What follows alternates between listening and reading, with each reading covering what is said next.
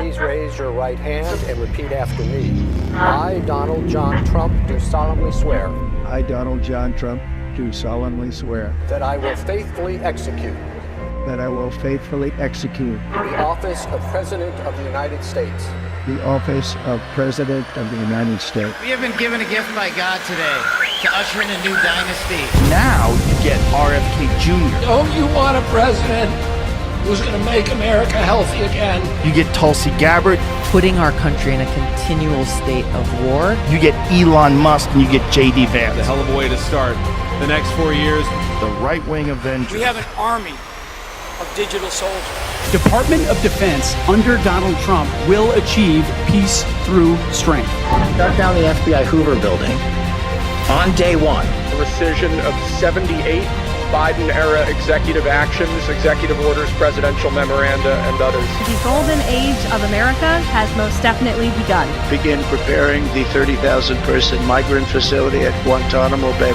They're getting the dirtbags off these streets. There's one guy who can fix this shit, and it's Donald Trump. What's storm, Mr. President? You'll find out.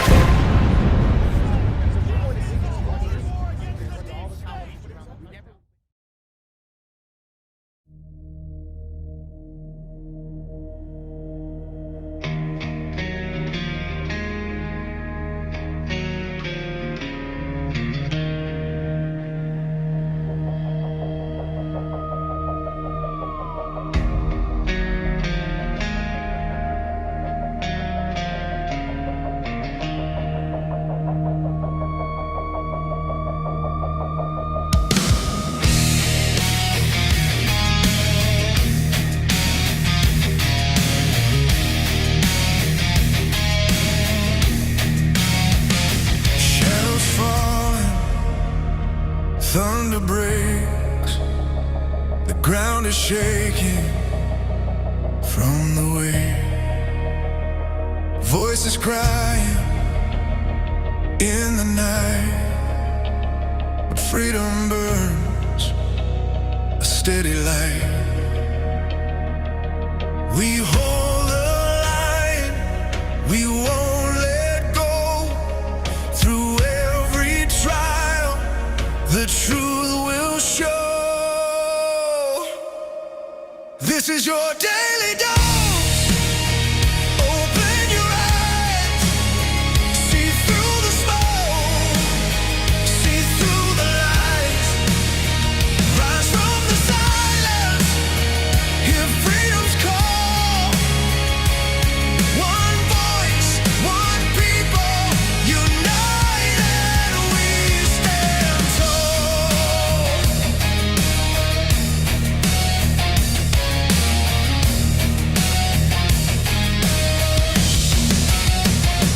Hearts awaken, chains undone. A new day breaks, the dawn has come. Through every battle, through the flame, our faith in God remains the same. The storm may rage, the night may fall, but hope will answer stronger than all. This is your daily dose. Courage and fire, lifting the weak, lifting us higher. Not by the sword, but the truth we recall. Where we go,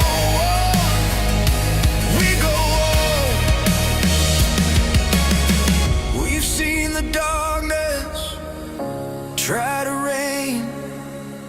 We've felt the sorrow, we've known the pain. But every trial has forged the steel. In God we trust, His plan is real.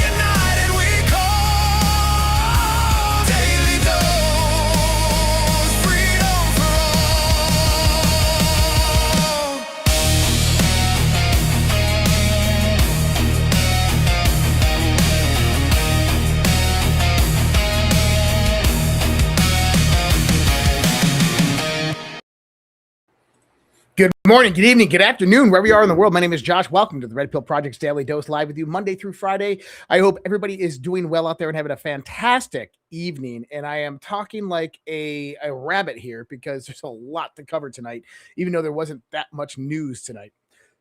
Man, it's been an interesting day. So just kind of looking at what's happening. I look what's going on in social media and I try to deconstruct the narrative, right? And what you discover is that someone's trying to control the narrative. And so I kind of delved into this a little bit today, quite a few hours. And I had to kind of go back and validate my own information, if that makes sense. So we're going to get into that tonight. We're going to decode kind of a little bit of Alexis Wilkins, Kash Patel, the director of the FBI's girlfriend's post, and see what it actually means, because she might have stumbled onto something. She truly did stumble onto something, but it might not be what people think it is. And I've been in AI for a while now. Everybody knows this. I understand this stuff very, very well. And the one idea to have when you're using AI is that it conforms to who you are. So it's actually called reinforcement learning from human feedback. And this is how it works. I mean, I posted this last night, that humans rate responses as helpful, correct, or good. The model is trained to produce answers that align with what the human prefers. But there's a key distinction. The AI is not learning from this person in real time like a TikTok algorithm. It isn't adapting to their personality. Instead, it's already trained to respond in ways that align with the framing of the user's question. This is so important. So what happens if you ask a question you disagree with the answer to, you naturally reframe the question. You adjust the prompt. You steer the direction. Over time, you learn how to get outputs that align more closely with your perspective. In other words, the AI doesn't conform to your bias. The user learns how to extract outputs that reflect their bias. Now, this is so important. And what I do when I try to analyze data with AI is I try to keep prompts very generic, and I try to keep it strict on the context of the data and come up with its own conclusions, not based upon my own kind of biases of me using it. Now, the great thing about that is I used XAI today. I don't use Grok. I don't use XAI, which means that it doesn't have kind of a user profile of me. It doesn't know who I am necessarily. So I started putting information into it and just prompts, asking questions, very, very generic style questions. And really, I had it analyze Alexis Wilkins' analysis. And then we had some data screenshots that I used to do this. And it came out and verified the data. And I was like, whoa, this is kind of crazy. But then I asked specific questions pertaining to the data that it was rendering. And this is where it got really interesting. And I'm going to bring that up. It's going to be here. I want to get through just a few different posts, and we're going to get into that, because that's probably going to be the big portion of the show tonight, is talking about that, because I do think it's critically important to understand. Now, here's the thing. I wasn't expecting the result that I got. I had inclinations that maybe this was the result I got, but I wasn't going in there with a predetermined conclusion, right? Okay. So for everybody out there in the Q community, if you understand what that is, the Q After Hours, DEF CON, our Q community, I want to bring something to your attention, because this is something that Alpha and I have talked about a lot in our early days of Q After Hours and DEF CON, is that we are past the part of what it means, of what the boards mean. We are past that part of decoding Q drops.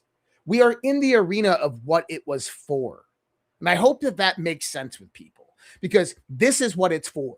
What I am doing today, what you guys are doing, is analyzing the information. We are watching influence operations, psychological warfare operations. We're watching them collide and converge. We're watching the narrative shift. We're watching who's controlling the narrative. That's what this was all about.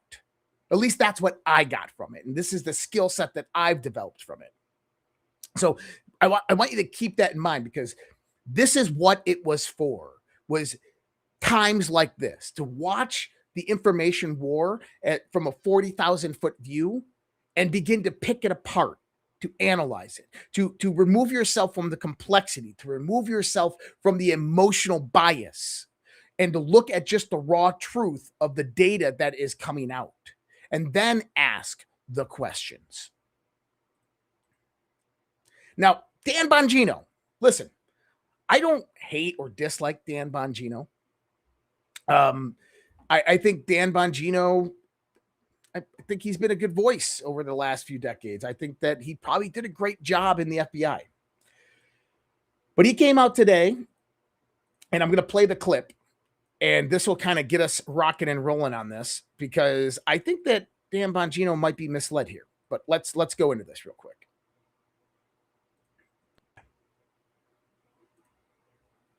Why isn't it playing? Oh. Because Alexis Wilkins put out a tweet last night. I saw it when you saw it. Alexis Wilkins is in a relationship, of course, with FBI Director Kash Patel, as many of you know. Just want to put it all out there. But she put out an interesting tweet last night with actual data points and accounts showing simultaneously synchronized little tweet wars going on about misinformation campaigns and how everybody seemed to do it at the same time. Again, I'm not telling you any of this is illegal. That's not what I'm telling you. I'm telling you what Bezmenov told you. At you, there's an op being conducted on you to demoralize you about the MAGA movement because people want to take this movement from you. And once you see it, you'll never unsee it. They're all gatekeepers around Trump. And your saviors, these demoralization agents, have hidden knowledge that they'll tell you for $10 if you subscribe to their podcast.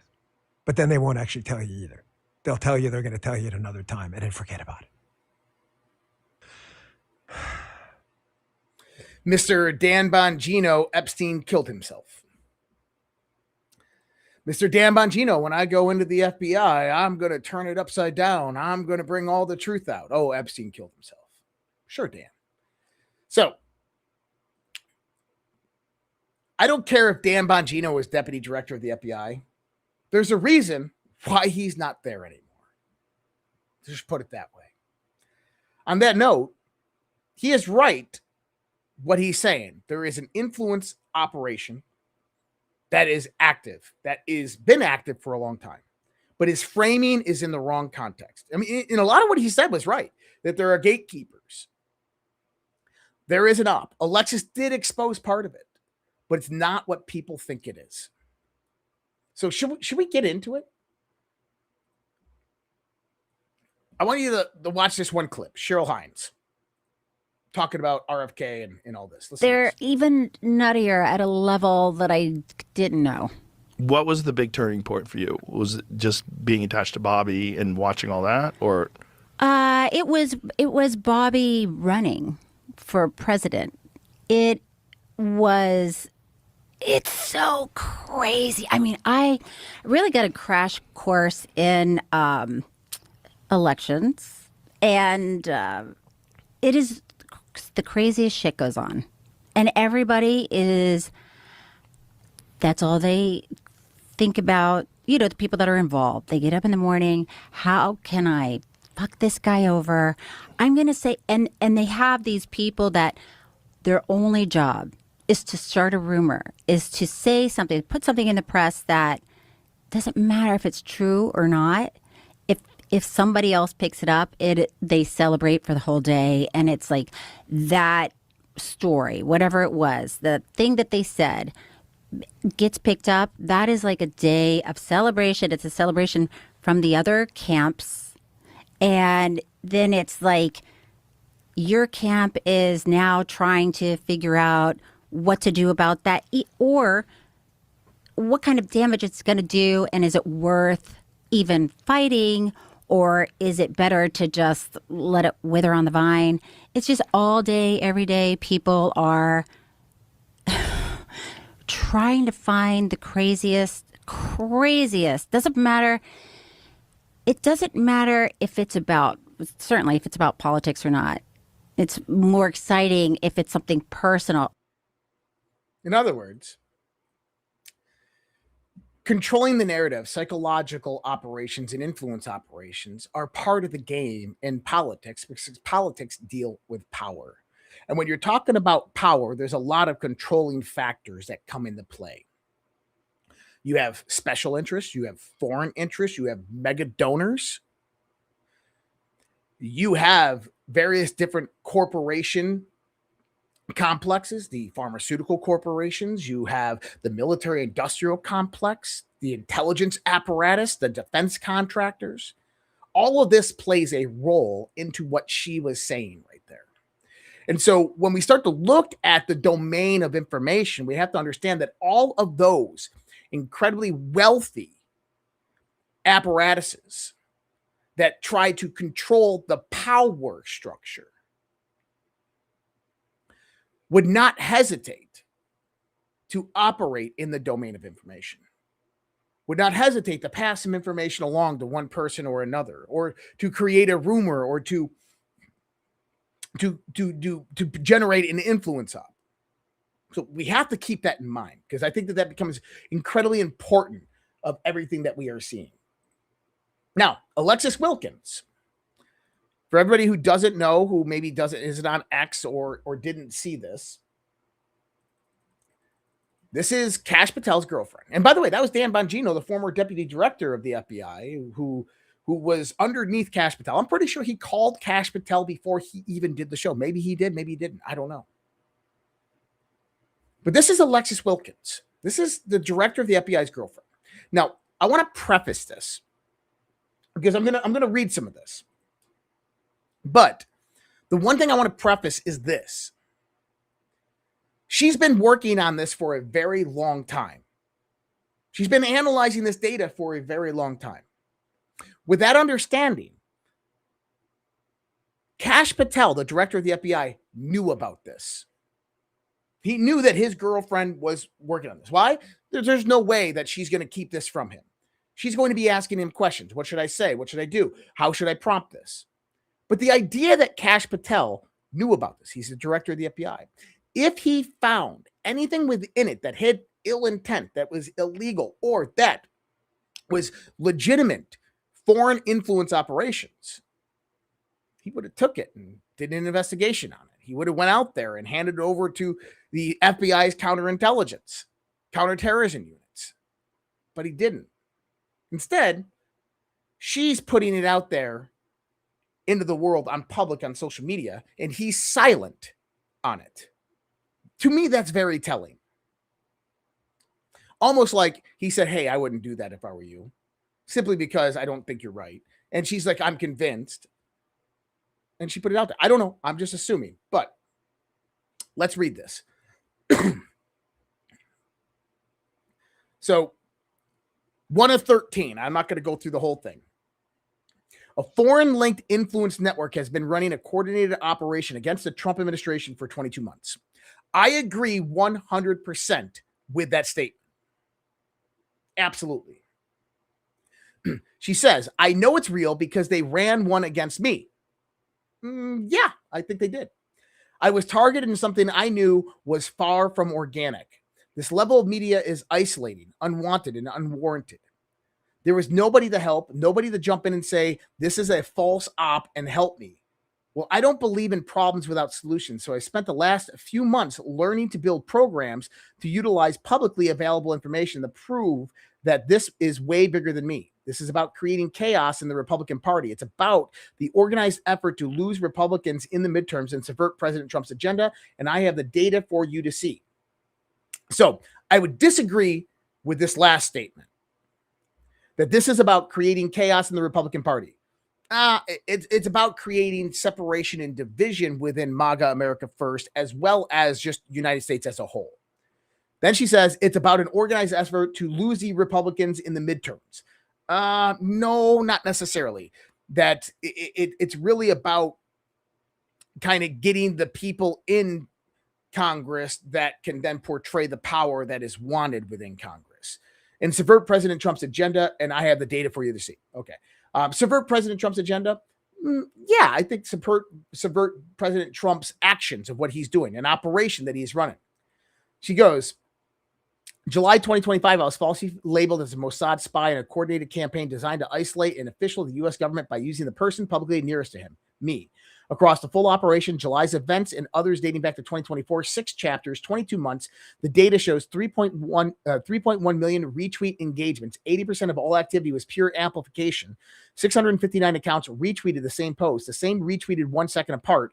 15 pairs retweeted within 10 seconds of each other. When content spreads organically, timing is random. Agreed. People check their feeds at different moments. They don't retweet the same post within seconds of strangers they've never met. 54 retweets in a single hour at a peak, 863,568 total retweet engagements in this chapter alone. That's not a conversation. That's a weapon. Agreed. She says, the network has a trail. Okay, well, let's listen to what your trail is.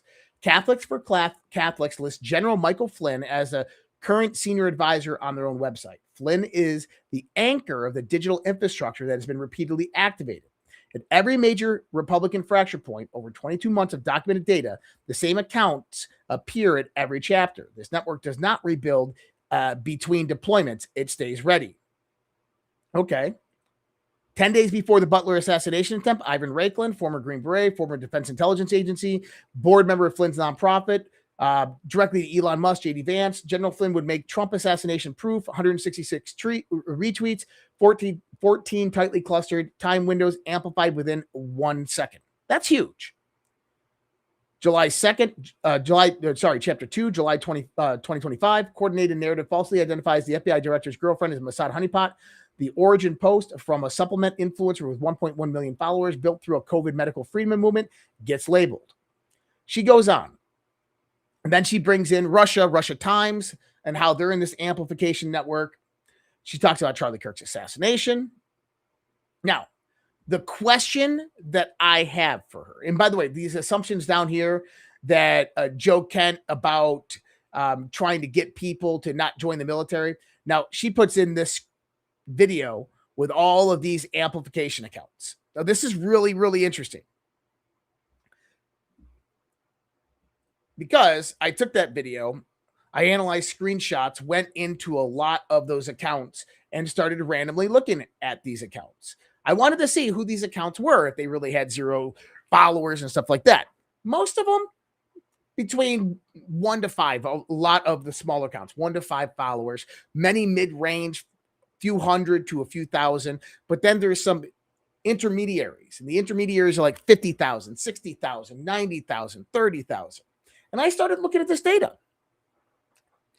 And my thought is that, well, if I'm Alexis and I'm analyzing this data, I most likely, if I don't understand AI, and I don't know if she does or not, if I don't understand AI, I'm going to have a bias within this. So I'm going to ask very specific questions.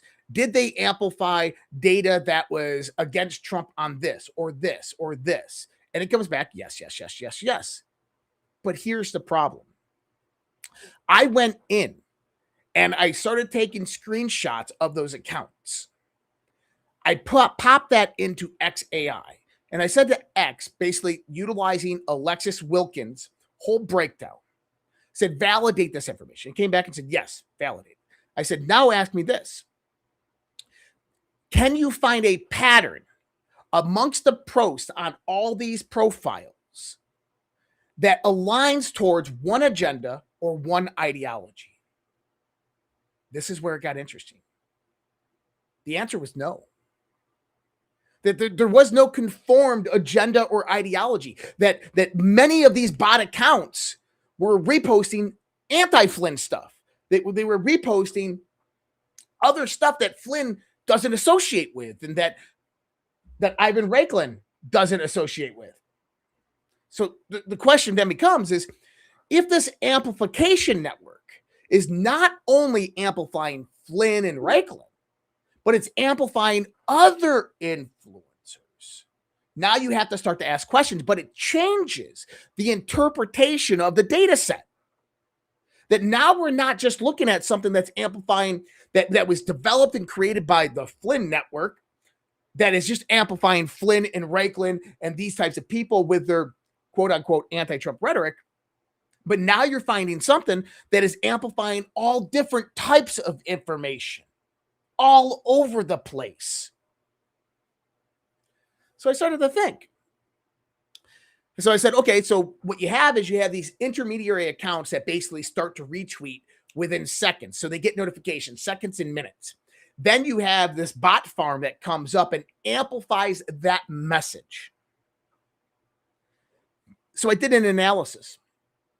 And I said, now, what I want you to do is I want you to go out there and search for the amplification of the counter narrative and how the counter narrative interacts with the intermediary accounts that are pushing a certain message.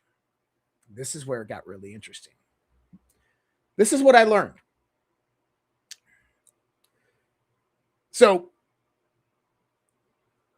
let me kind of go in here. So I want to break this down clearly. At first glance, it looks like the Flynn network, quote unquote, is pushing anti-war, anti-enlistment messaging. But when you dig into the actual content and timing, a much clearer, more layered picture emerges.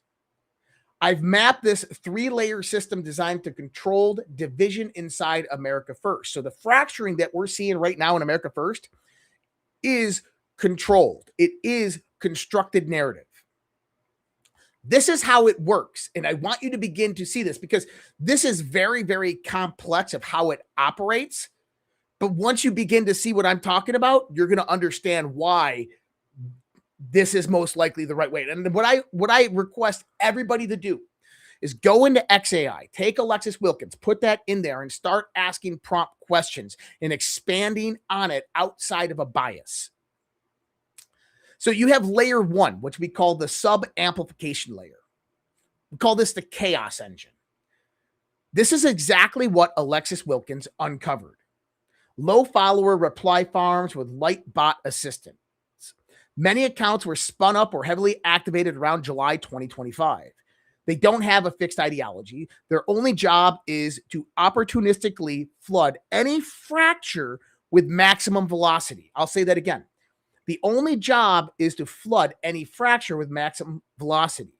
Sub 10-second retweet clusters, 1-second overlaps, that works. They amplify whatever creates confusion and fear. Anti-enlistment posts during active conflict. Engineered misquotes like the recent breaking 911 Tucker Sharia law clip that never actually happened in the video. Pure destabilization. No loyalty to Flynn, Trump, or anyone, just chaos on demand. In other words, it's almost like these bot farms are monitoring social media. And when they see something that potentially can be leveraged as a destabilizing post, that gets amplified.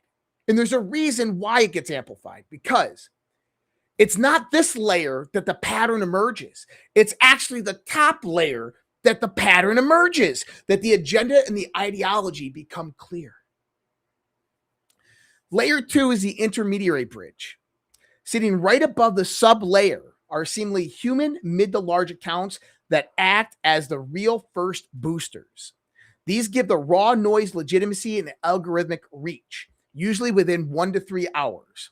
Think accounts that jump on the divisive framing with coordinated talking points and personal style posts. They bridge the invisible farm noise into visible discourse without looking like obvious bots. So what is that?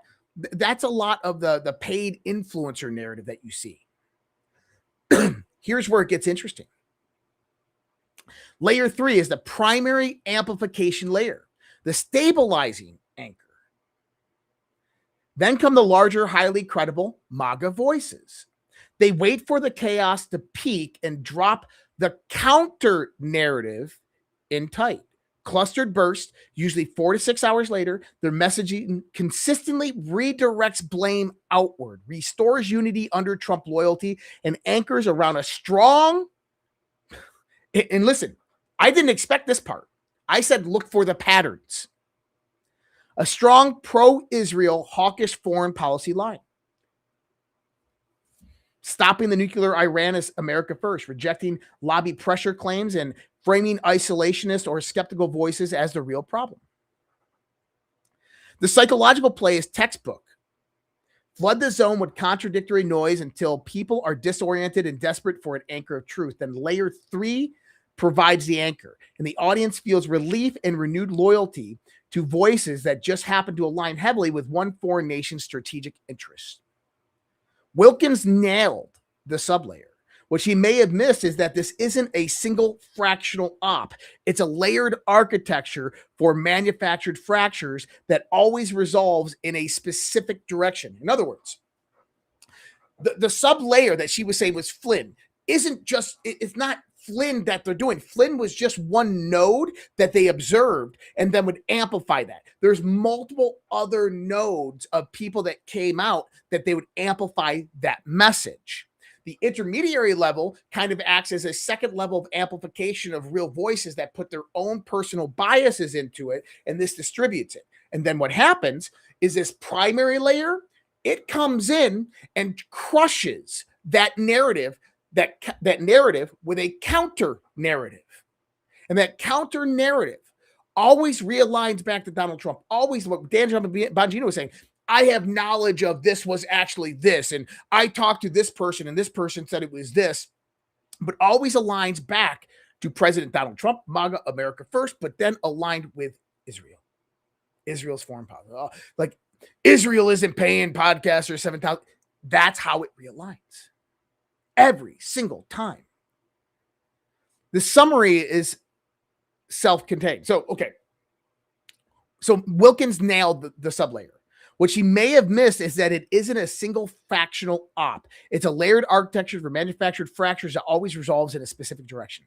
This isn't random MAGA infighting. It's engineered polarization with built-in reset button. The sublayer creates division. The primary layer cleans it up and steers the narrative. So the summary that we're talking about here is that it appears, and I'm not putting blame, because listen, there could be something above that. There could be a second layer. There could be, multiple different parts to this, right? I'm not putting my finger at Israel. I'm not saying Israel's doing this. I'm not saying that the Israel lobby is doing this or anything of that nature. What I'm saying is that when you start to deconstruct what Alexis Wilkins was looking at, she was looking at one sub-architecture of something more massive. That every single time that sublayer would amplify various different messaging. And by the way, those sublayers would also amplify pro-Israel, pro-Iran content. Just put that out there. So the idea that it was it's the Flynn network or anything, that's nonsense, because it was also amplifying information that was against what they were putting out there. In that same context, you probably have multiple of these sub-architectures that do this, that utilize various different controlled accounts, bot farms, amplify that, getting it to that middle layer, which then goes in there, constructs some type of narrative. And by the way, that all can be done with AI. You could literally be looking at 2,000 AI agents operating with OpenClaw that have bought out X accounts, turned them into political motivation accounts with 30,000, 20,000, 50,000 followers, that goes out there, analyzes what the bot farms are actually pushing up there, constructs some type of biased post that aligns with their ideology, pushes that out there, tags in various different other posters, they pick up on it, and then that primary later jumps in. But the one thing is, this goes like this. At that very top, the counter narrative was always the same, and it was always relevant. It was always existent on every single point of amplification. Here's the thing, that bottom layer, it doesn't have an agenda. There is no, you can't look at that data and say, well, these people are just definitely anti-Trump or anti-American first. That's not there.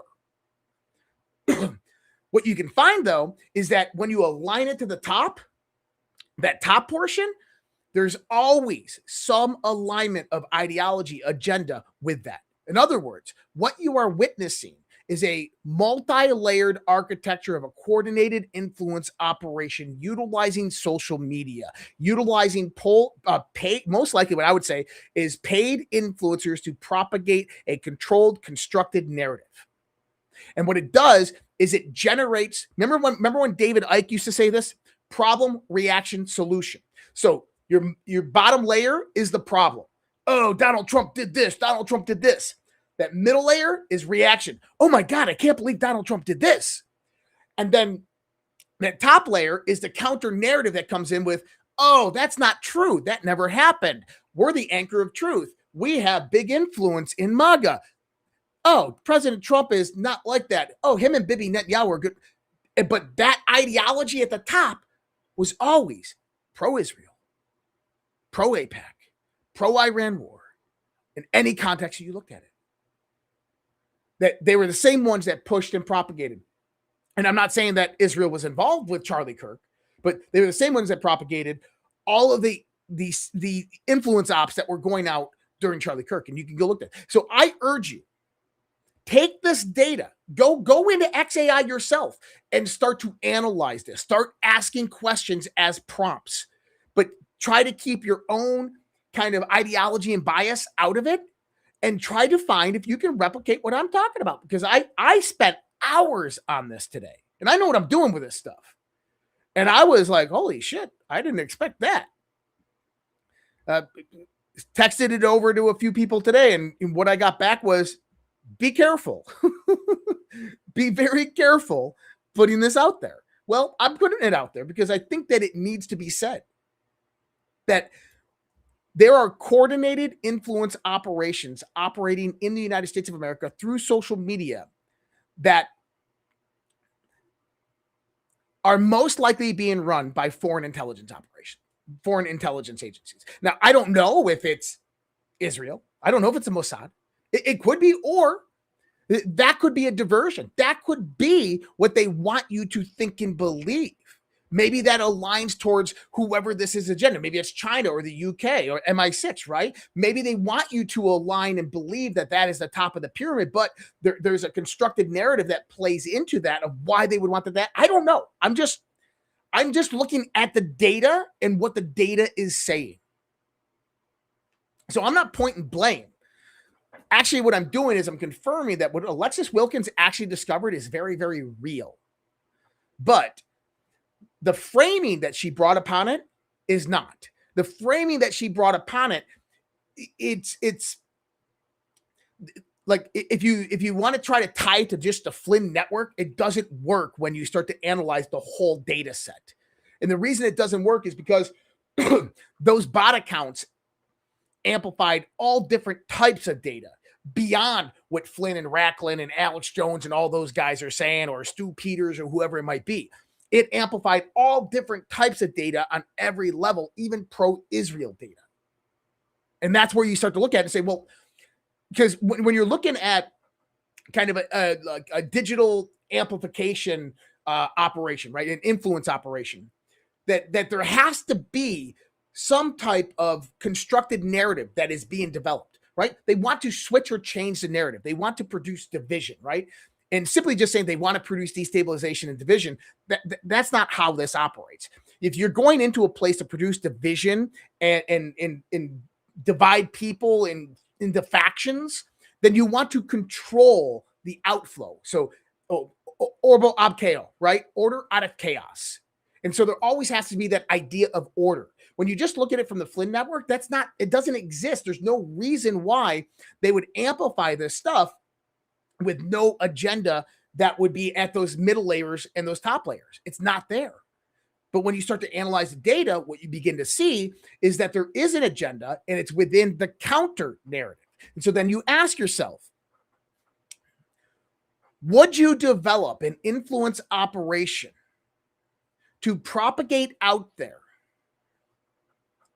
the counter narrative of your own agenda? That way, that when that begins to rise up, you can come and crush it with your influence operation that looks organic because it's happening organically with a lot of big name accounts that you control, but then realigns the messaging and then people look at that as an anchor of truth. That's what's happening. Now, like I said, when you start to align that towards kind of a pattern, that pattern is very, very pro-Israel. That pattern is very, very pro-AIPAC. And that pattern is very, very against the Charlie Kirk Israel connections and all of the Iran and Trump in Israel stuff. It's completely oblivious to that, and that it tries to propagate that counter narrative. So really interesting, guys. I was blown away, and I'm like, man, am I going to be able to explain this right? And I'm glad I was, because I think that you guys truly understand what I'm talking about here. So with understanding that, everything that we are seeing, the agenda is to control the narrative. The information war that is happening right now is about controlling the narrative. And then you have to ask yourself the next question. Why would someone want to control the narrative? And what do I mean by control the narrative? Control the thoughts, the minds, the actions, the words, the influences, the ideas of people. That's controlling that narrative, because that narrative then constructs an agenda, the constructed narrative, as in it's synthetic in nature. And when that narrative is actually in place, now it becomes easier to align and centralize power from that constructed narrative. And at the end of the day, this is all about power. This is all about political and global power. This is all about money, wealth, the acquisition of it. This is all about retaining power. Now, you could ask yourself, maybe this is a deep state op. Maybe it is. Maybe it's an Israeli op. Maybe it is. Maybe it's MI6. I don't know. I didn't go that far into it to that next level. I might, but what I want you to see is that there are multiple layers to how these influence operations operate, and that we've noticed this over the course of since September, right? Since Charlie Kirk, we've watched this actively. And we know that there is a foreign country that starts with an I that has been trying to run influence operations. And I said this once before in my show. I said, so Dennis Cornier said, you lost me since the beginning of the show. Sorry about that. But since the Charlie Kirk stuff, and I said this before, I said, I don't know if the Mossad is running this influence operation as damage control to kind of be like, hey, they're talking about us saying that we're associated with this and we're really not. Oh man, get our influencers out there to kind of transition that narrative. Or as if, oh shit, we did this, we're getting caught, let's cover it up, right? So I'm not putting guilt or blame. I'm just saying is that it's very, very active and it's very, very apparent.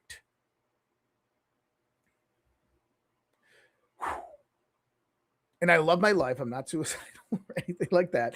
I have a great life. Everything's amazing. I'm in great health. But no, and here's the thing, is I'm not pointing blame at anybody or anything or any foreign country or intelligence agency. I'm just telling you what the data tells me. Good. Good job, Deb. Deb Perry Jordan. I'm following just fine. Good. Because here's the thing. Now when you go on to X, now when you go on to social media, you'll see it. You'll begin to see it. And the other day I was flipping out because I'm like, Tucker Carlson never said that. But that post. So the Breaking 911 post, if you guys remember this the other day, Breaking 911 put out a post about Tucker Carlson, basically stating that Tucker Carlson believes that Sharia law is more advanced than Western countries. That's not what he said. That's not his intentionality of the messaging or anything of that nature. That same bot farm amplified that. I'll say that again. That same bot farm amplified that post. That's not the Flynn Network. And that's where you start to see the bigger picture here.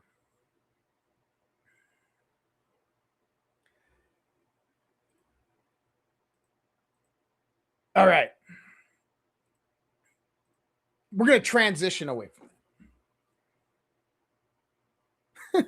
I don't even know who Dave Crawley is. No, I'm fine. Listen, it's information. And I've been saying the same type of stuff for a very long time.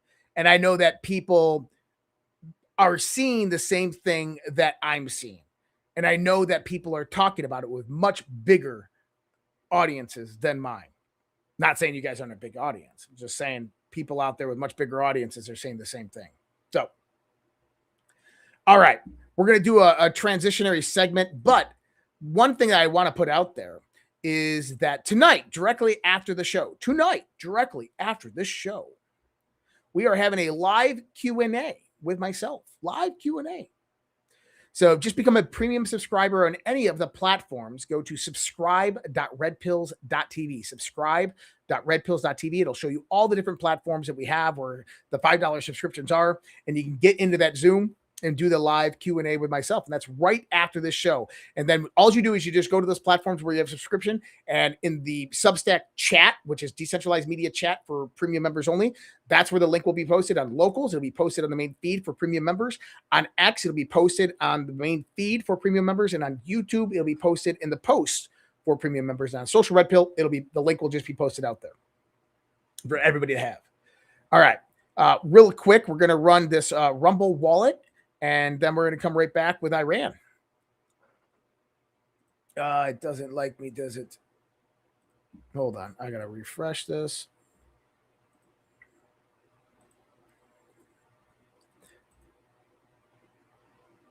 It no likey. Oh, let's see if I can figure this one out.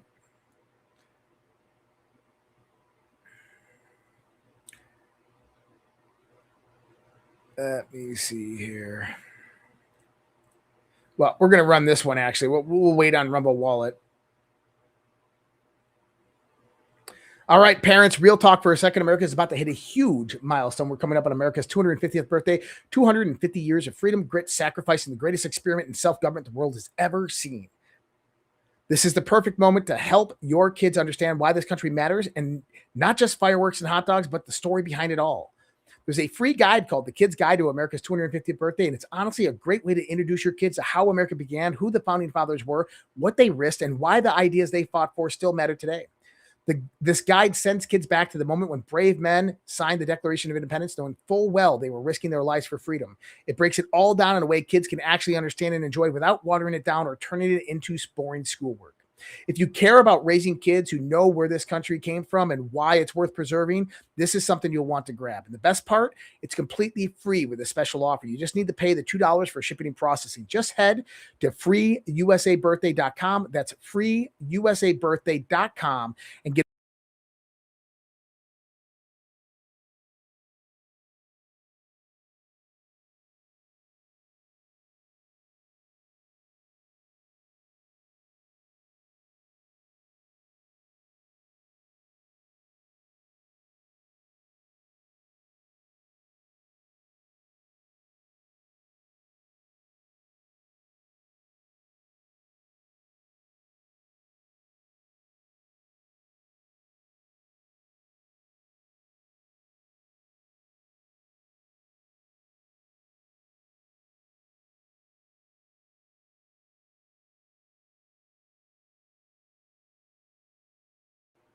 All right, I think I'm back.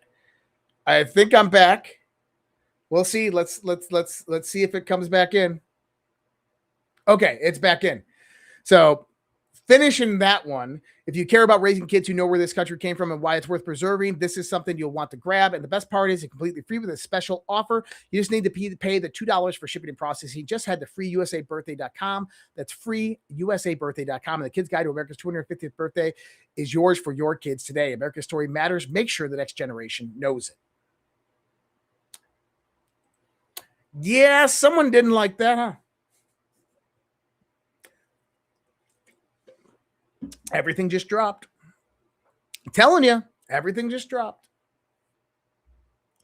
Over the target. Not told you, man. I'm back. I know I froze. I lost complete internet again. And I've already resolved those other problems. All right.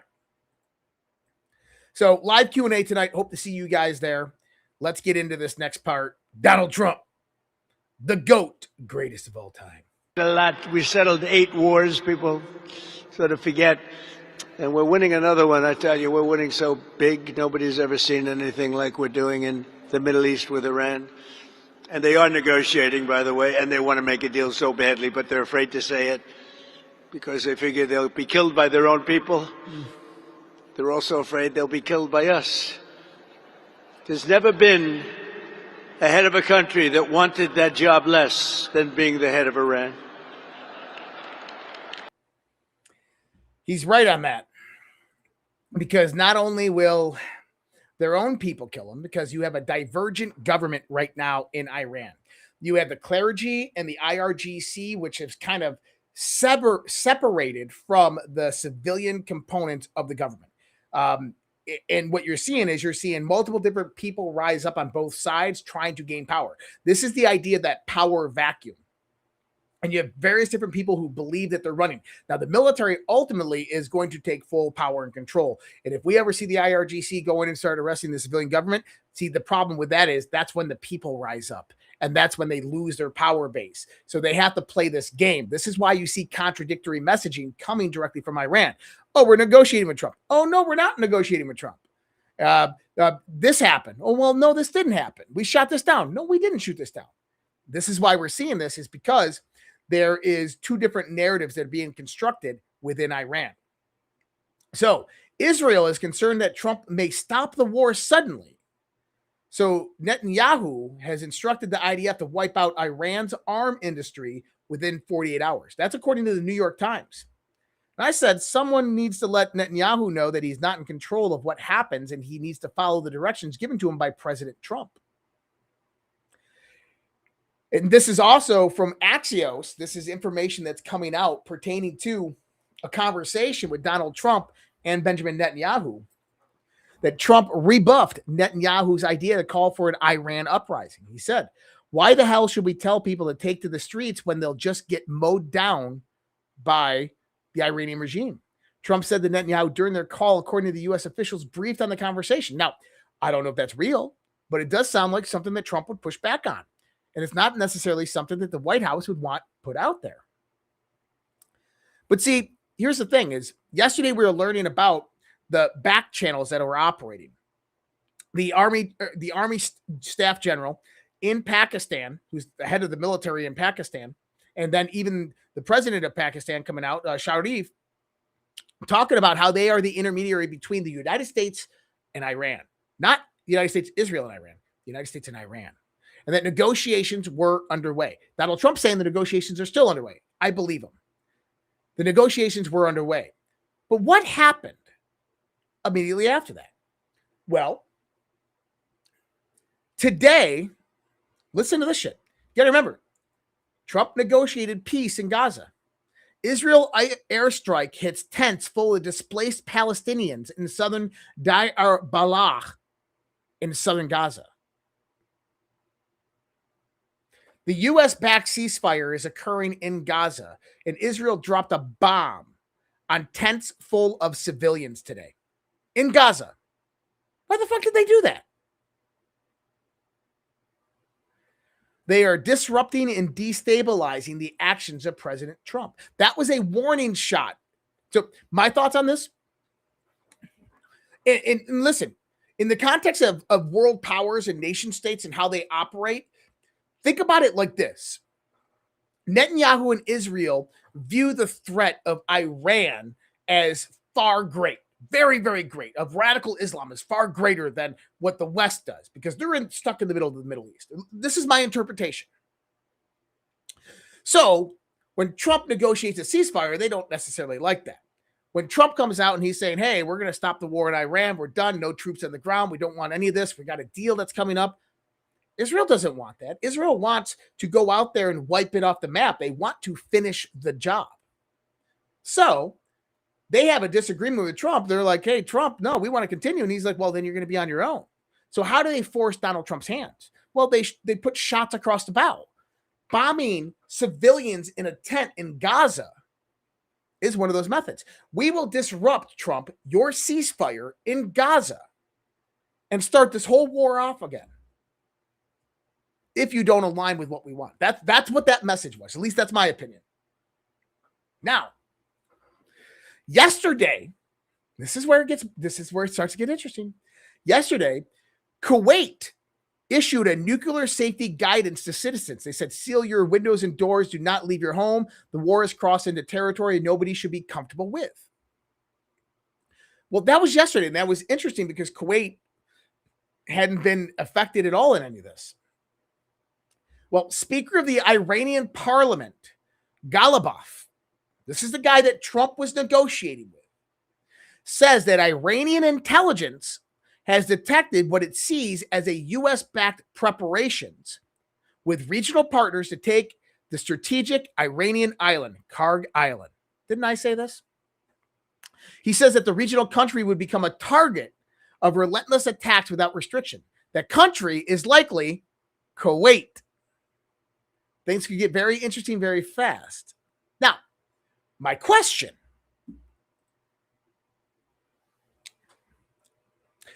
Iranian intelligence, we know, has been infiltrated by who? Israel. So who gave Iran that intel? Just saying. Now, number one, it's pretty damn obvious that if Trump doesn't have his way by Friday, if Trump does not get a ceasefire or an end of war agreement aligned with what Iran is putting to the table by Friday, that he's going to take Karg Island. It's not going to be, we're going to bomb your energy infrastructure. It's going to take Karg Island. Why? Because economically, Iran's done. There's no way they can survive. So it makes sense that they could come to this assumption on their own, but I think that they're probably given intel because the Kuwait part is really interesting.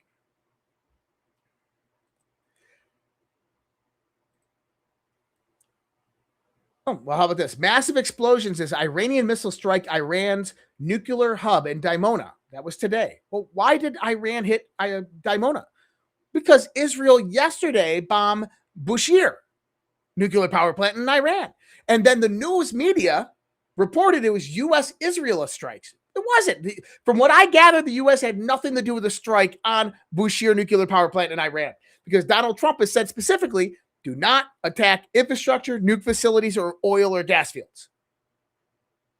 But yesterday, one did drop right after it was announced that Trump was negotiating with Iran through Pakistan without Israel. Now, look, I'm not anti-Israel. I'm just reporting what we're fucking seeing.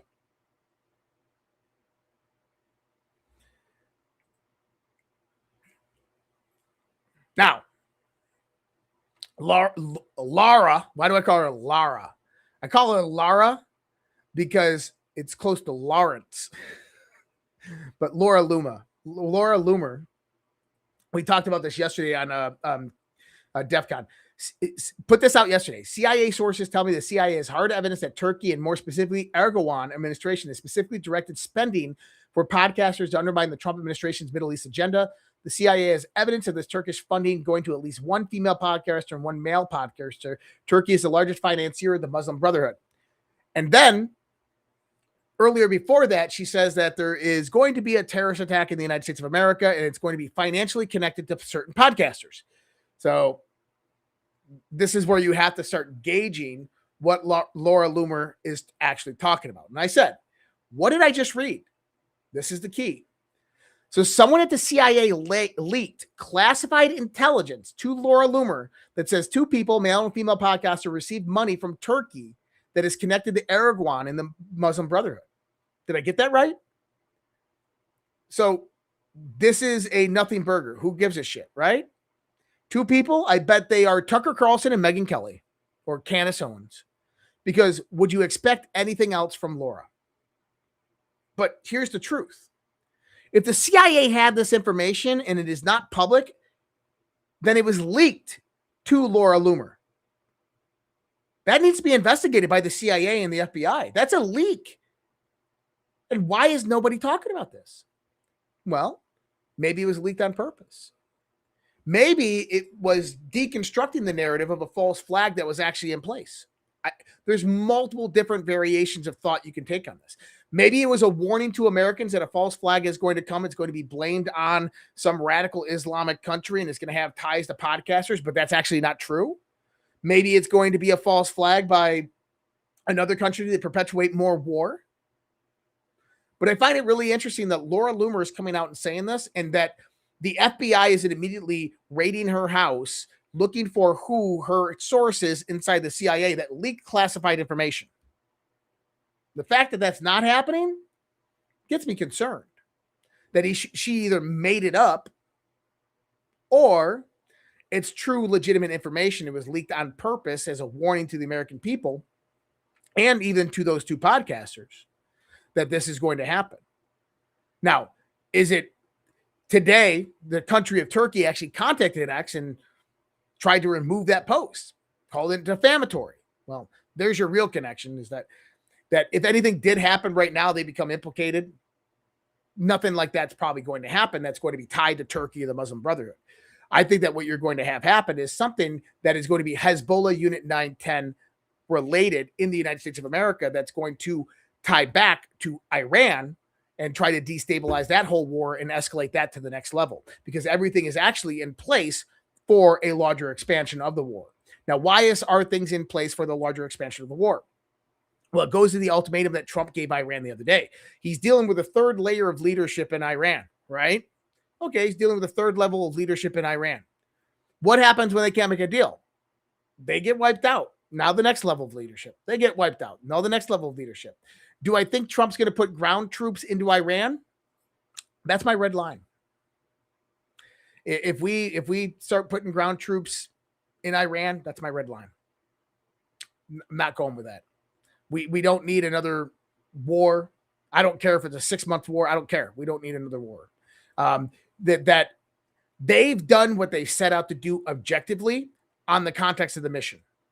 And when you start to look at energy, you start to look at energy corridors, and you start to look at removing that regime that was operating within the bounds of London and China, the objectives are complete. That's my thoughts. So Dolphin Chick said, if you figure that out, let me know. I've tried to and can't get into the Q&A. And I want to see what you're actually talking about here. I can do that in the Q&A now. Excellent. All I have to do is figure out how to do that. So Dolphin Chick, if you are a premium subscriber and you are using it's a Zoom link. So make sure you have Zoom downloaded. I just want to give you that heads up. But you can email me, redpillstv, redpillstv@gmail.com. If you are a subscriber and you can't get in, I can email you the link.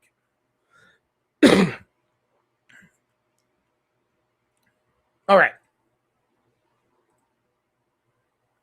Donald Trump comes out and says, my meeting with the highly respected president of China, President Xi Jinping, which was originally postponed due to our military operation in Iran, has been rescheduled and will take place in Beijing on March 14th and 15th. First Lady Melania and I will also host President Xi and Madame Peng for a reciprocal visit to Washington, D.C. at a later date. This year, our representatives are finalizing preparations for the historic visits.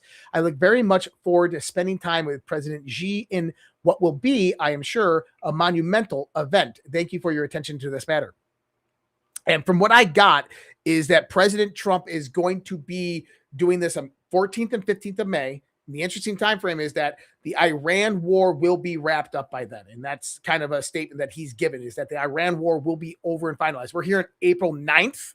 But strategically, this is when he wanted to meet with Xi Jinping, because he's got him by the balls. If you don't understand what that means, is that this world right now is about control, reallocation of resources, and then accessibility to corridors of trade. That's what this war, that is what's defining power right now in the world. And China is losing miserably, which means that Donald Trump walks into China with all the leverage that he's ever needed in his hand. All right.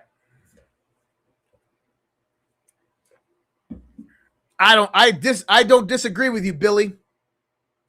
Billy Bear Rustics 8266 says, the truth, man. He just dropped a truth bomb, guys. The moon is a Death Star satellite, and it is used the Galactic Federation of Worlds. I agree with you, man. It's fun to have. It's good to have some fun on these things, right? The moon's a galactic Death Star. Yeah, maybe. So Yahweh Shan Grenade says, Josh, it's a Khazarian Bolshevik nationalist Jews who are England, China, Israel, and Iran. It's Judaism, Christianity, and Islam. It is MI6, CIA, Mossad. Well, I mean, you didn't leave anybody off the table, so it possibly could be. I'm just kind of going through questions. Your boy Roy Boy says Laura Loomer is tight with President Trump and his people. Been following her for 10 years. She's never been wrong. She called out MTG 12 months before Trader Green quit. And that's what I'm saying is the idea that Laura, and look, I don't like Laura Loomer. I think that her methodology and her arrogance kind of precedes her. But my problem is that the FBI is not investigating her for this classified information, which tells me that this could be a signal, that this could be said, hey, this shit's really going to happen. We got good intel on it. Pay attention, right? At least that's my thought. All right. Let's go in here. All right. John Sullivan, let's listen to this. All right, you all want accountability and we're tired of waiting for it, right? Just a few minutes ago, the Federal Housing Finance Administration made 2 criminal referrals against Letitia James, not for mortgage fraud. What? No, they tried that and I got thrown out in D.C. But for insurance fraud, 1 in the Chicago area, 1 in Florida. I think the one in Florida probably sticks. What do you guys think? Yeah, Letitia exactly. James referred for insurance fraud in Florida. Now, John, if I understand this correct, does that mean the case would go up in Florida and Illinois because that's where the fraud took place? Is that state level or federal level? Federal. These are federal criminal referrals for filing a false statement on a homeowner's insurance policy. Wow. Well, that's Letitia James, but to me, that's not good enough, man. Listen. Yeah, these people are fucking criminals. They lie, they cheat, they use 3 different primary homes to cheat the system. Letitia James weaponized her position to go after Donald Trump. That's the real heart of the matter. I want to see accountability for that, for the weaponization of her position in New York State. I want to see justice for that, not for insurance fraud. I mean, does anybody else feel the same way? I want to see people like Letitia James go down because she was corroborating directly with the White House general counsel on taking down Donald Trump.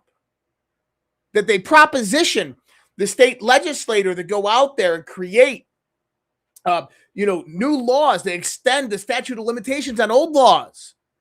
That's what I want. Yeah, it's a start. I want to see true justice. I want to see true accountability.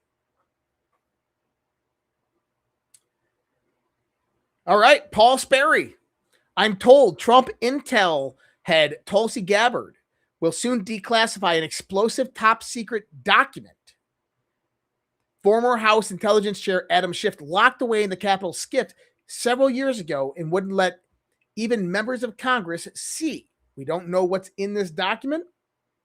Now, the SCIF reports that Adam Schiff has been put on notice to lawyer up for upcoming declassified top secret document about the drop. The House Intelligence Committee voted on Tuesday to release transcripts from the 2019 hearing with the former Intelligence Community Inspector General Michael Atkinson. The 2019 hearings were held to examine Atkinson's role in the alleged whistleblower complaint, which ultimately led to the Democrats' first impeachment efforts against President Trump in December 2019, the House Intel Committee said. CIA snitch Eric Ciccamorella filed the whistleblower complaint in August 2019 over a July 25th phone call President Trump had with Ukraine President Volodymyr Zelensky, alleging Trump engaged in quid pro quo and pressured Zelensky to investigate the Biden crime family.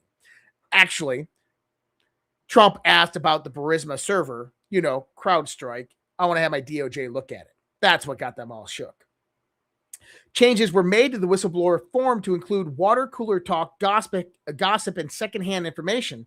The Intelligence Community Inspector General Michael Atkinson defended the changes. Atkinson admitted in a previous statement that the agency changed its own whistleblower rules because of the anti-Trump complaint from CIA snitch Eric Ciccamorella. Although the form should not have been accepted based on the secondhand information because it was about the president of the United States, who is not in the intelligence community, Atkinson accepted the complaint anyways.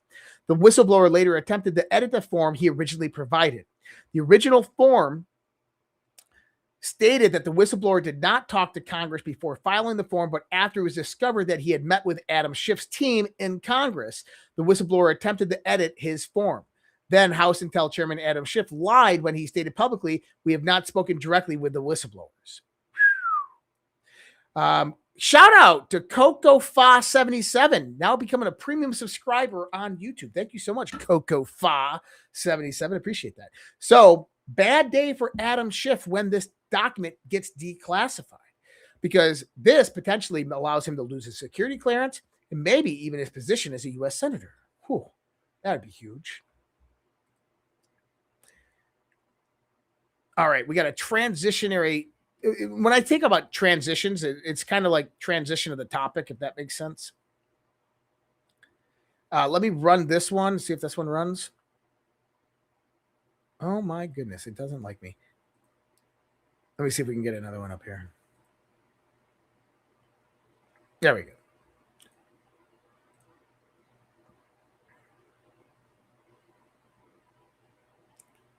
Anytime.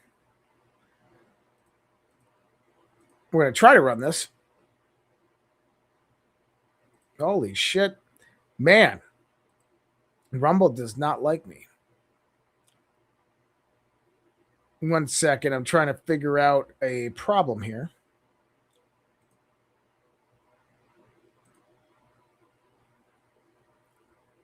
Okay. Doesn't like that one.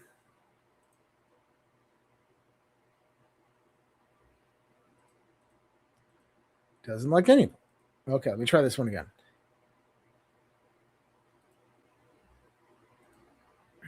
Dun, dun, dun, dun, dun, dun, dun, dun, dun. Let me see here.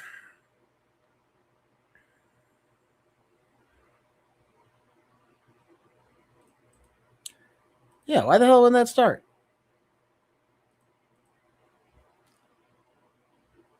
Weird.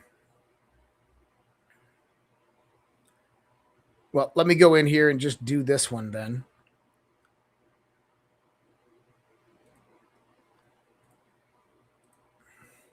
All right, this one should work. All right, they can freeze your account, shut off your cards, lock you out of your own money overnight. Banks don't protect you, they control you. That's why real financial freedom starts with ownership. Introducing Rumble Wallet, a non-custodial wallet built for people who refuse to give up control. With Rumble Wallet, you don't just buy digital currency like Bitcoin and Tether. You can own Tether Gold, real gold on the blockchain. Through Tether Gold, you get direct ownership of physical gold bars, each one fully allocated, verifiable by serial number, purity, and weight. This isn't paper gold. It isn't an IOU. This is real gold without bank vaults, storage fees, or gatekeepers. You can buy, sell, or move it 24 hours a day, 7 days a week, even when traditional gold markets are closed. And if you want, Tether Gold can be redeemed for physical gold. That's power. When you support creators on Rumble, you can tip them directly using Rumble Wallet, peer-to-peer, and outside the banking system. No permissions, no middlemen, no cancel button. This wallet is yours forever. All right. And that's probably the last one. All right. What began as a routine check triggered by a persistent odor led to an unsettling discovery. A hidden lab operating inside a California warehouse containing dangerous pathogens, including HIV, malaria, COVID-19, and Ebola. Now, this was about a year ago when that was discovered. But the reason I bring it up is because of a new headline I just saw. Let's bring this headline up. Look at this. Oh, and we got Double T Kills Dreams became a premium subscriber on YouTube. Thank you so much, Double TK Kills Dreams. Appreciate that. This is the article I'm talking about here. UK government releases new pandemic plan as a new pandemic is a certainty and assigns €1 billion or £1 billion for new contract tracing system to stockpile personal protective equipment, fund new biosecurity hub, and introduce an all pandemic hazards bill to enable adjusting for emergency measures. Here we go again. all of a sudden, here we go again. The pandemic talk begins once again. Of course it does. What are they planning? We're coming up on it. They're going to be like, oh my God, a pandemic, and we got to change all the election rules all over again. The Storm Has Arrived posted this earlier today, and I thought I'd read it to you. 3 things we learned today as we inch toward accountability in America. Kash Patel had 2 years of his phone records and emails taken by Biden's FBI that included text messages. Number 2, 14 members of Congress were targeted in just one meeting with Jack Smith and prosecutors, a fishing expedition to find dirt on the opposition candidate. Number 3, Chuck Grassley thinks Jack Smith might have perjured himself in front of Congress. Jack Smith said he barely relied on the evidence produced by the J6 committee, but today's emails released showing they were going page by page through all of it. They relied deeply on it. Grassley has referred him to the DOJ.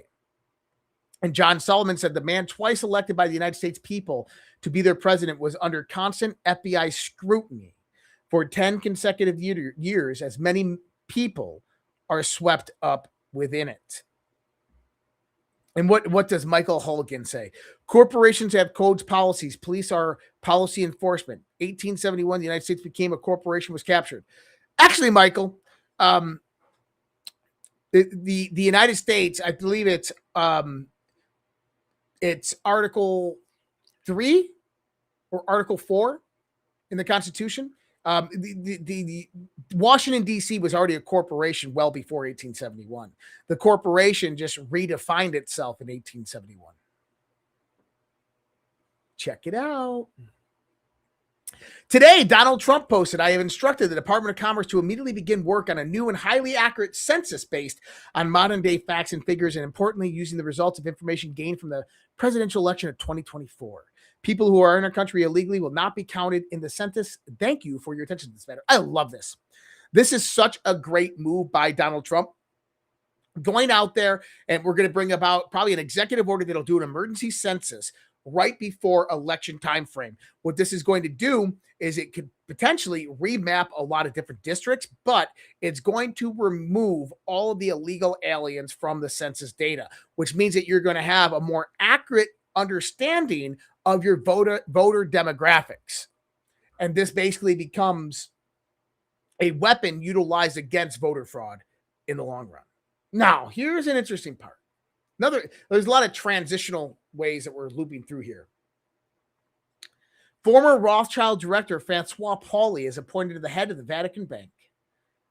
The Vatican Bank is about as corrupt as they come. And it's funny because it's like today the Bishop of Canterbury was enthroned by King Charles, which is a woman. Okay. And I said, long live the Holy Roman Empire. I mean, the British Empire. I mean, what are we calling it these days? If you don't know, the power of the Holy Roman Empire transferred through the churches and through the British Empire. And when you see a former Rothschild director, Francois Pauli, is now appointed to the head of the Vatican Bank, well, guess what? The Rothschilds have owned the Vatican Bank since the 19th century. In the early 19th century, the Vatican, at the end of the Roman Empire, was almost bankrupt.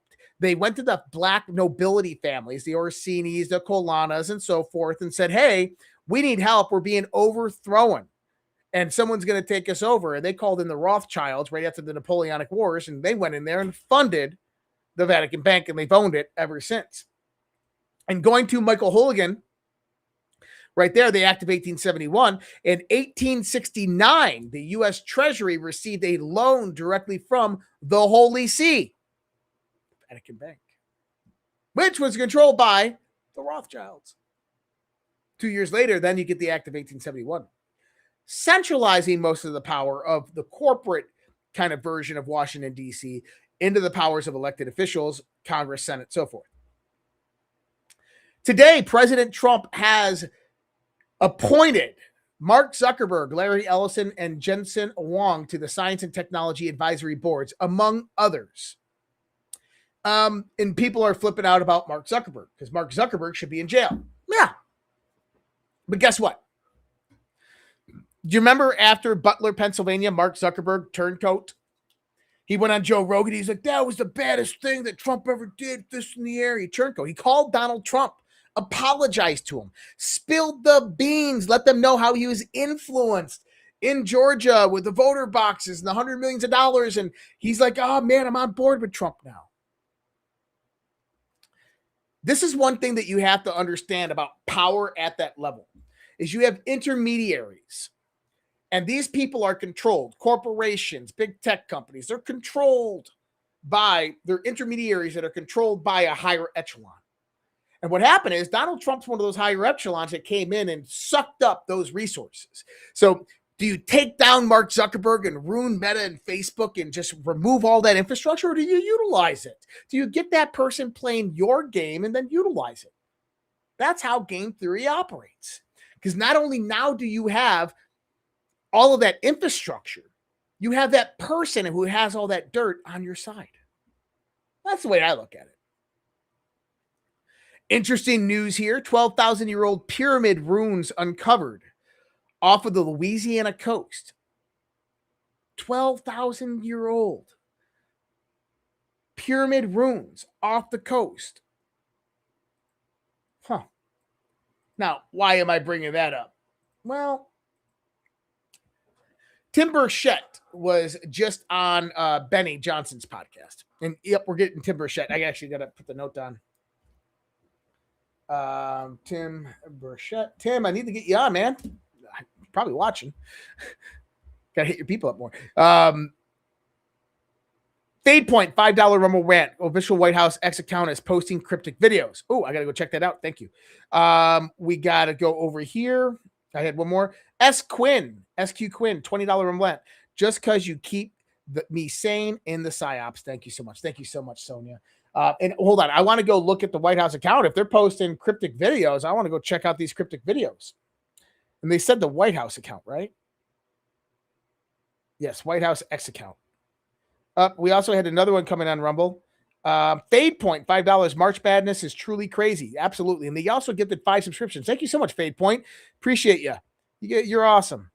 Thank you, my man. All right. I'm going to go in here. I got to go to the White House X page. Let's go. Let's do this in real time like we used to do. This is odd. Okay. Okay, I agree. So hold on. Let me pull these up. This is the White House X page. I'm going to get into something else, but let's go to the White House X page and see what they're posting. It is a 4-second video and it's a sound on. It's launching soon, right? Cool. It's launching soon, right? Cool. It's launching soon, right? Says it's so cool. It's launching soon. Right. That's kind of odd. What's this one?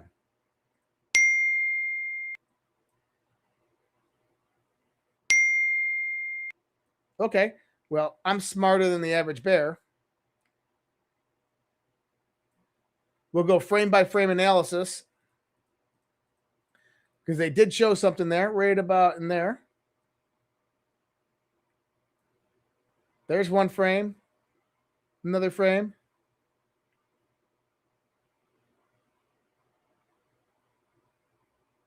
That is pretty cryptic. What's about the launch? Oh, I saw the American flag. Hold on. See, the objective with your cursor is to hit the right frame. And there it is right there. So you got the American flag at 3 seconds.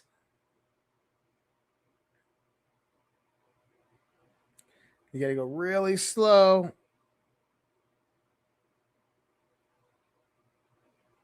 Weird. I don't know. I can't really make out anything that's in there. Pretty cryptic.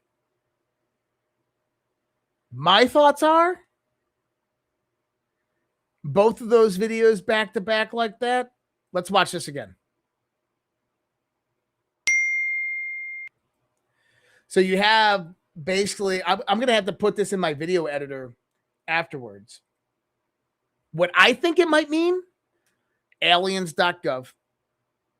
And that's actually really good timing because we're about to go into that conversation. Phone with sound on. Interesting. Okay. Let's go back here. Tim Burchett is warning something dark is going on amid deaths and disappearances. Representative Tim Burchett has now put an extraordinary allegation in the public view. The remarks that Benny Johnson, Burchett said something dark is going on, pointed to scientists and researchers he said had testified, and added the pointed remark, by the way, I'm not suicidal. The comments came as pressure continues to build around the release of UFO-related government records after President Trump said in February that federal agencies would begin identifying and releasing files related to UFOs and non-human intelligence. Burchett's warning landed against the backdrop of several high-profile deaths and disappearances that had fueled fresh concern. Retired Air Force Major General William Neil McCaslin has been missing since February 27th after leaving his Albuquerque home. Then you have Monica Riza, missing hiker, who has been drawn renewed attention because of her connection to McCaslin. MIT fusion scientist Nuno Loureiro died in December 2025 after being shot in his Brookline home. Caltech astronomer Carl Grimmar was shot and killed in his California home on February 16th. In Massachusetts, authorities said the body recovered in March is believed to be Jason Thomas, a Novartis scientist who had been missing since December. Burchett is no longer speaking in vague terms. He is suggesting that the pattern deserves serious scrutiny, and the timing is too troubling to dismiss a coincidence. And I find that interesting because we are on the verge of something massive right now, artificial intelligence. And within that verge of artificial intelligence, a lot of transitions can occur. I believe that there are power factions that want to control the technology that is existent within Black projects. Now, my thought is that the military, quote unquote, military industrial complex that has kept this compartmentalized since the 1940s was actually a secure positioning away from threat actors who would utilize that technology to control the world. I truly believe that. The reason I believe that is because Bill Clinton, Barack Obama, Hillary Clinton never got access to it. Bush never had access to it. So whoever is protecting that science and technology was protecting the world from people using it against you. On the other side, the Trump administration wants to regain executive authority over this technology. And this is where the Peter Thiel aspect comes in. And Peter Thiel wants to basically get these contracts and control this technology. Don't doubt that. But there's factions out there that are trying to stop this from happening. Now, is the disappearance of Neil McCaslin and these other hikers and people associated with him and the other deaths of these scientists associated with that? I don't know. But there's an unusual number of meteors hitting the Earth right now. Large ones. We are going through a meteor belt, but this is highly unusual. Something interesting is really happening. I don't know what it is. I'm going to have to look into it more. I'm going to have to reach out to people and say, what do you think's happening? Because something odd is definitely happening in the world. Now, is it a dark agenda? I think that there's a potential that this could be very, very dark and sinister because it goes down to something that a lot of people in the UFO community have talked about. They walk among us. They look just like us. And if that truly is the case, then maybe what we're dealing with is not an ideological war of Islam versus Judaism or Christianity. It's not Israel versus the United States and infiltration of the United States. It's not the UK or China. It's not Trump versus China. It's not that. Instead, it's potentially that there is a hidden shadow hand beyond all of that. That is much more evil in perspective. In perspective, I say, is maybe to them what they do is not evil, but to us it has appeared that because we are the sheep in the prison. But maybe there's something much more evil going on here. And maybe that's what all of this is about and what everything is trying to get it figured out for. I don't know. It's a possibility. I'm going to head over to the Zoom, guys. I'm going to be heading over to the Zoom. So if you want to become a premium subscriber, this is how you do it. Live Q&A tonight. Go over to subscribe.redpills.tv and you can go any channel that you're on right now besides Pilled.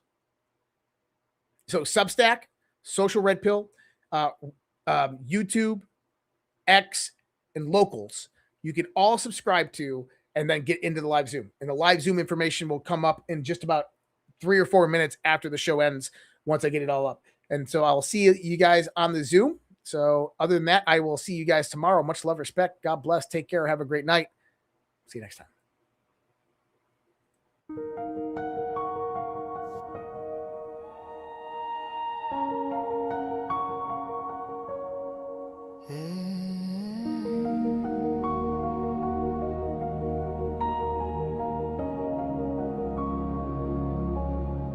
There was a time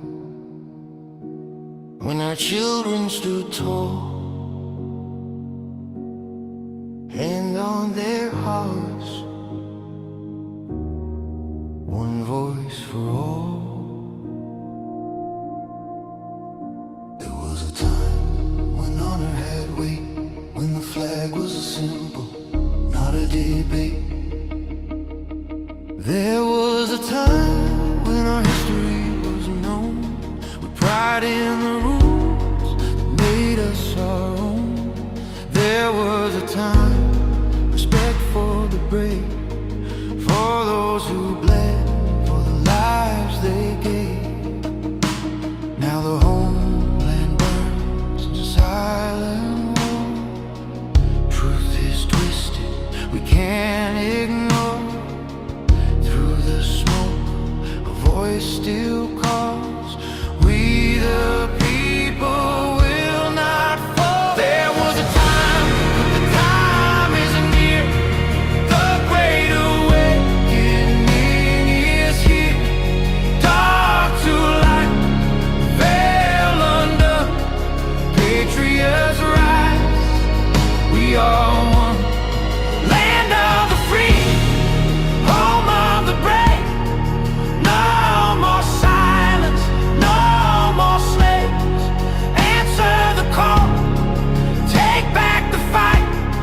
Children of freedom, stand for the light.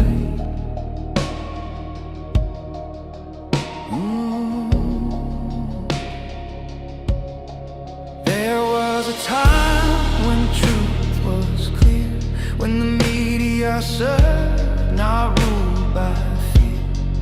There was a time when leaders stood fast, guarding the people, defending the past.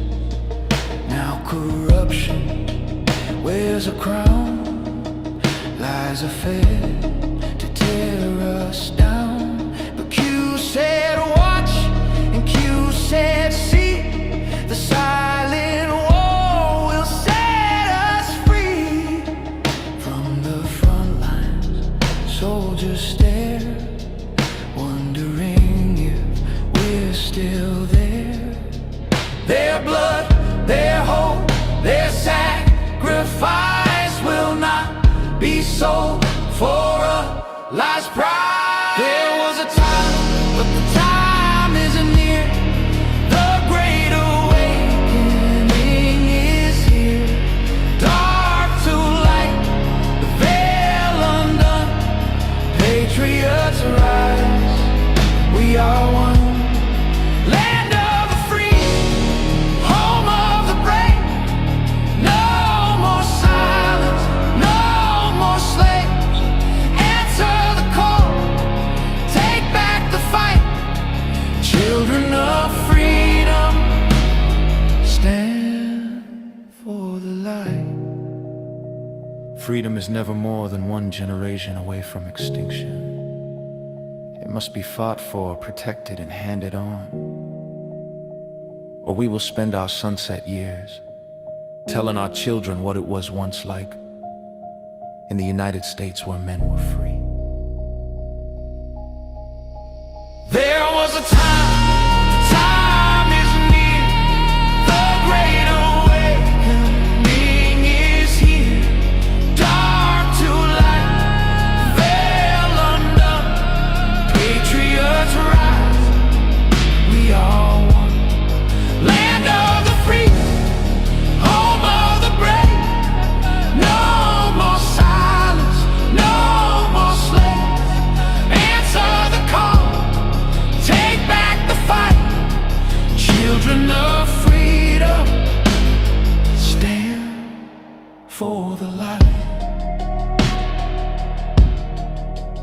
was a time. There was a time. Now is the time. Do it.